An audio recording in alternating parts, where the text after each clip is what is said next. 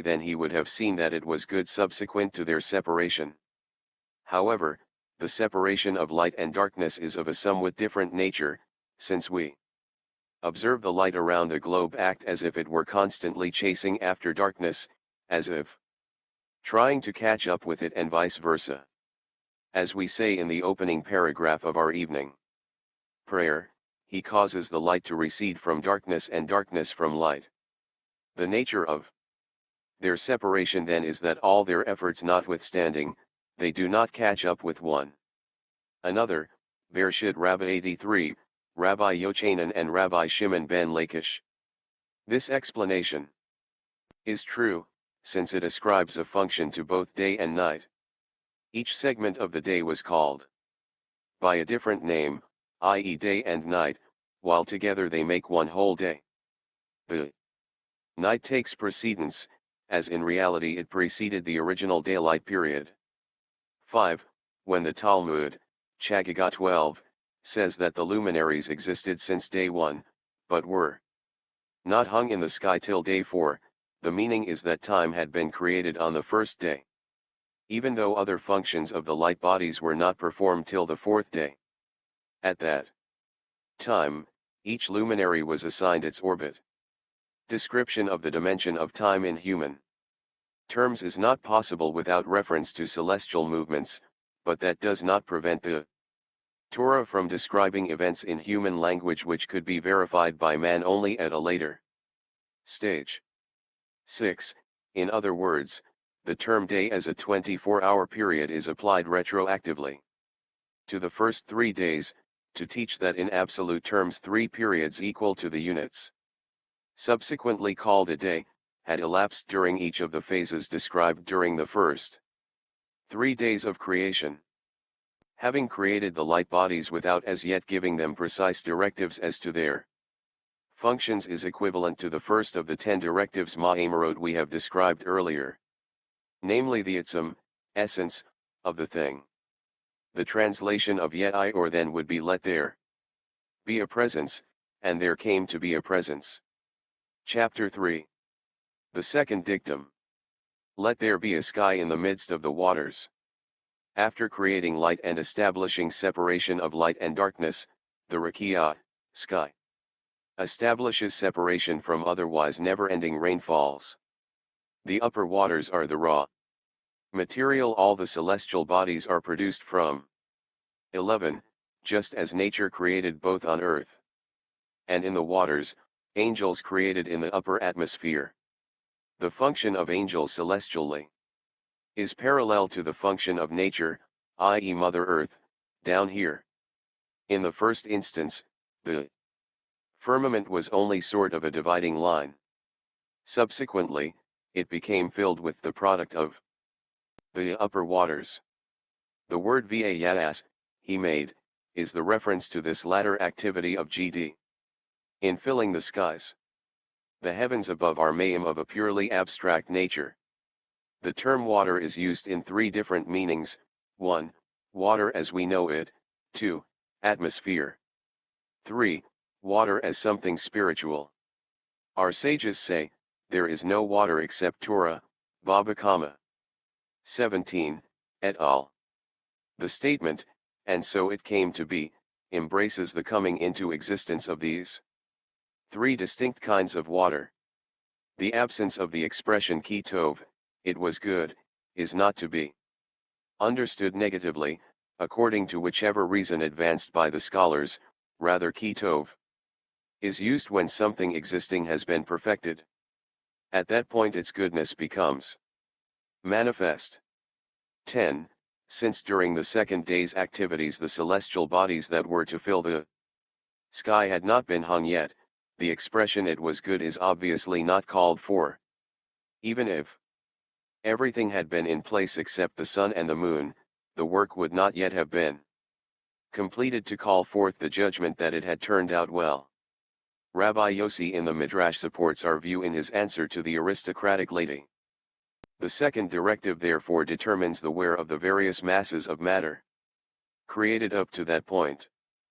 Possibly, since the wear function as such does not affect the value and quality of what has been created, the expression ki tov, it was good, is not appropriate when equals describing it.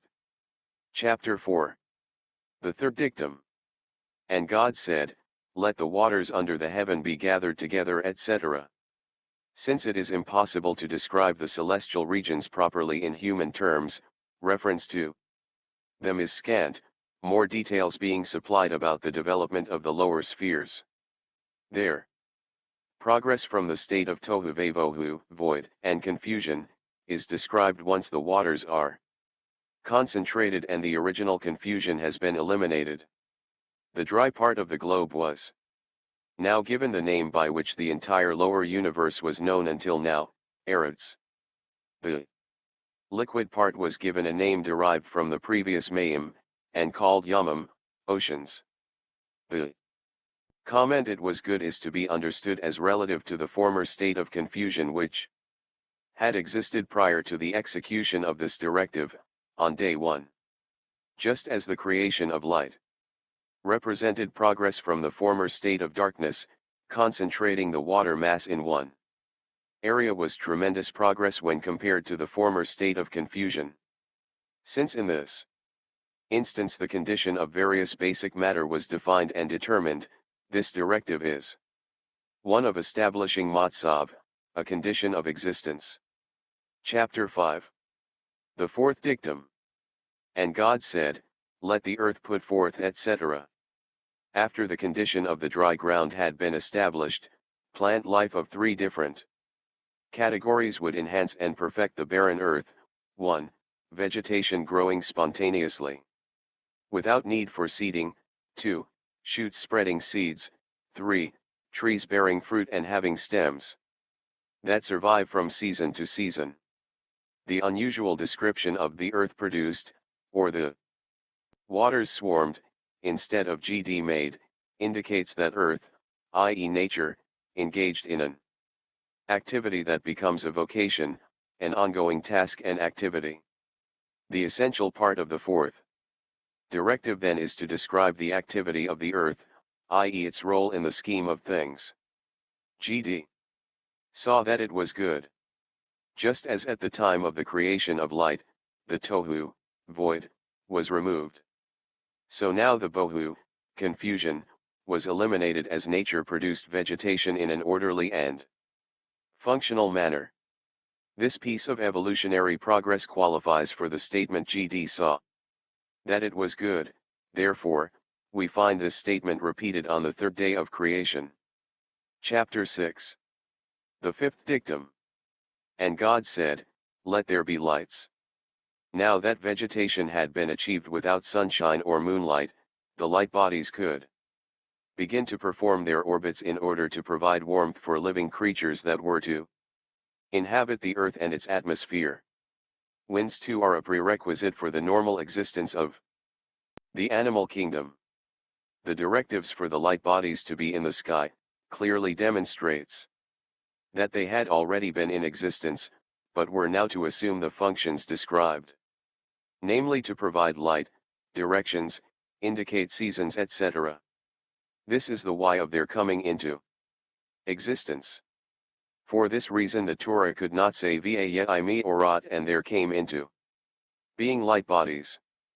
This directive then determines the when, which is part of the 10 definitions listed at the outset, the significance of the 10 directives. Chapter 7. The sixth dictum.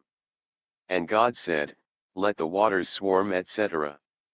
After life-sustaining conditions had been provided, lower forms of life such as fish, etc. are directed to come into existence. They had to precede the more sophisticated forms of life such as mammals, warm-blooded animals. Water's power is limited to producing simple creatures. Water provided the physical shell, whereas GD himself imbued these creatures with life. He also provided the physical shell for water-based mammals such as whales, which water was simply not able to produce. In the next stage, GD also provided the chayut, the element that put life into the bodies provided by Mother Earth on the sixth day. We observe that in order to provide animation, the active participation of GD was required. Nature unaided, could not have produced any advanced form of life. In biblical reports of resurrection of the dead, such as in the 37th chapter of Ezekiel, or the reports of individuals being brought back to life by Elijah,